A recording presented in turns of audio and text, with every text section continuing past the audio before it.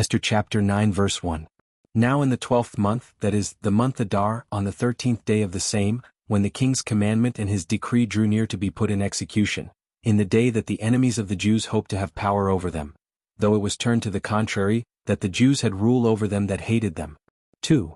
The Jews gathered themselves together in their cities throughout all the provinces of the king Ahasuerus, to lay hand on such as sought their hurt, and no man could withstand them, for the fear of them fell upon all people.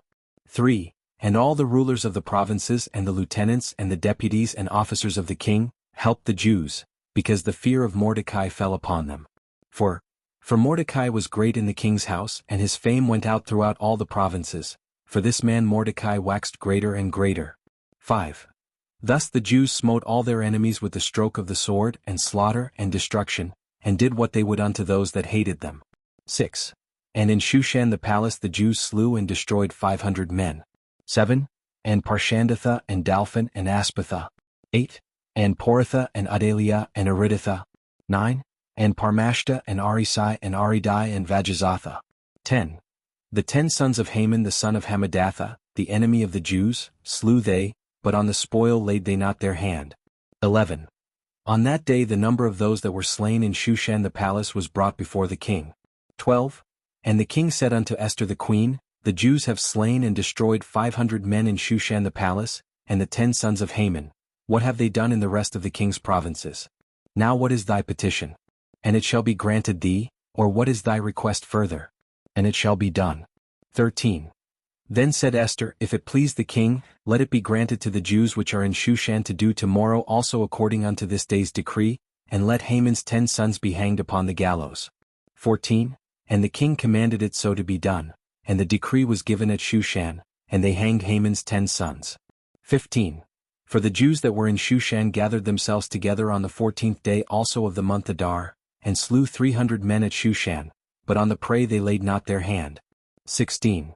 But the other Jews that were in the king's provinces gathered themselves together, and stood for their lives and had rest from their enemies, and slew of their foes 70 and 5,000, but they laid not their hands on the prey. 17. On the 13th day of the month Adar, and on the 14th day of the same rested they, and made it a day of feasting and gladness. 18.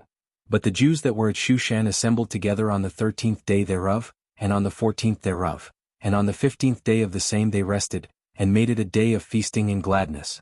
19.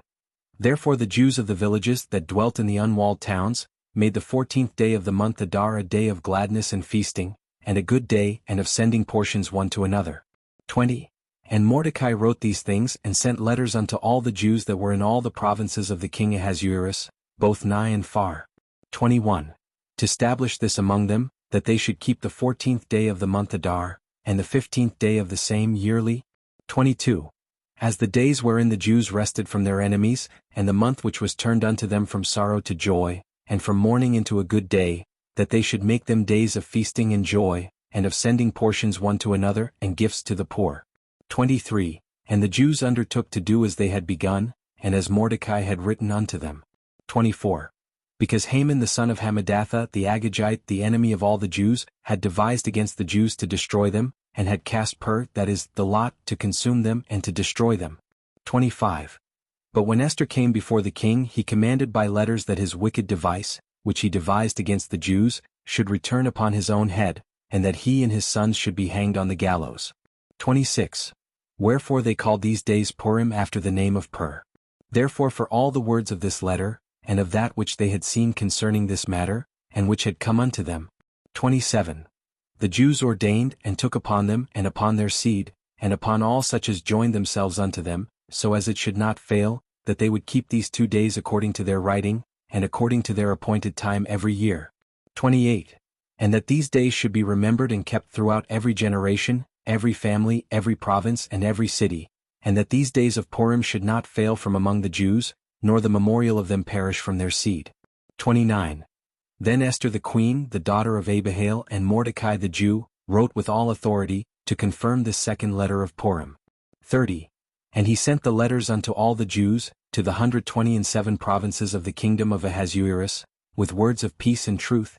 31. To confirm these days of Purim in their times appointed, according as Mordecai the Jew and Esther the queen had enjoined them, and as they had decreed for themselves and for their seed, the matters of the fastings and their cry. 32. And the decree of Esther confirmed these matters of Purim, and it was written in the book.